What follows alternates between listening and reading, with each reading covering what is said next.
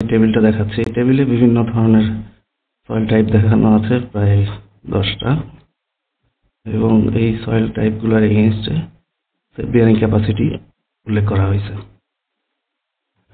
এখন এখানে দেখেন যে আমি এগুলো 4টা মার্ক করছি, রেড মার্ক দিয়ে বুঝাইছি এইটা দিয়ে হবে না, এই টেবিল থেকে ডাটা আসবে না। এখানে বলা আছে যে ডিটারমাইন্ড আফটার ইনভেস্টিগেশন, কারণ এটা অর্গানিক সয়েল যদি হয় আর যদি ভরাট মাটি হয় সেই ক্ষেত্রে আনুমানিক কোনো ডাটা নেওয়া যাবে না বা আমাদের কোড সাজেস্ট করে না। ব্লু কালার দিয়ে যেটা বুঝাইছি সফট রক বা শেল, গ্র্যাভেল, স্যান্ডির গ্র্যাভেল, এই ধরনের ভূপ্রকৃতি আমাদের দেশে সাধারণত পাওয়া যায় না আর কি, শ্যালো ডেপথে আর কি, খুব কাছে। তো এই ধরনের মাটি পাওয়ার সম্ভাবনা খুবই কম। এই জন্য এটা নীল কালার দিয়ে দেখাইছে, এবং হলুদ কালার যেটা এটা হলো যে বাংলা বললে আসলে মোটা বালি। এখন শ্যালো ডেপথে হাই ডেন্সিটি মোটা বালির মাটিও খুব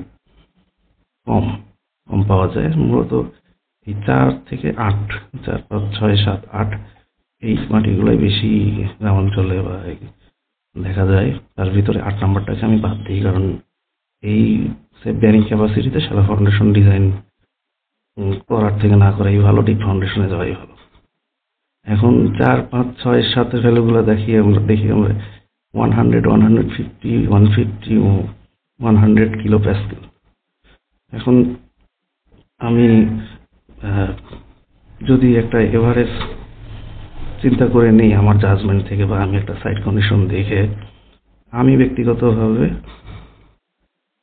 দুইটা 100-150 এর মাঝামাঝি ভ্যালুটা নেওয়ার পক্ষপাতী। আমি 125 নিয়ে করতে পারি, বা কেউ 100 নিয়েও করতে পারে, 150 নিয়েও করতে পারে।